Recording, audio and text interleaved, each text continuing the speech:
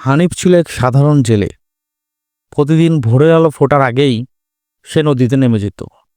হাতে পুরনো এক জাল আর হৃদয়ে অটুট এক ভরসা, রিজিকের মালিক একমাত্র আল্লাহ। তবে সেই দিনটা ছিল একটু আলাদা।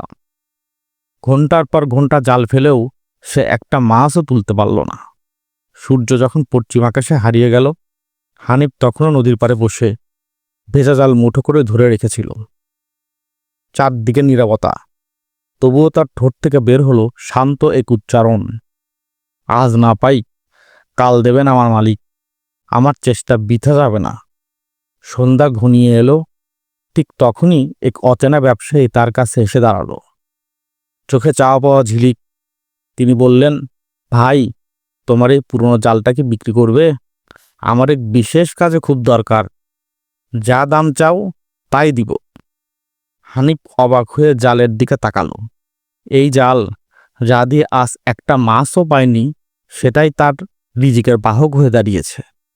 আল্লাহ তার জন্য এমন পথ খুলে দিলেন যা সে কল্পনাও করেনি। হানিফ হাত তুলে আল্লাহ পাকের কাছে শুকরিয়া আদায় করল।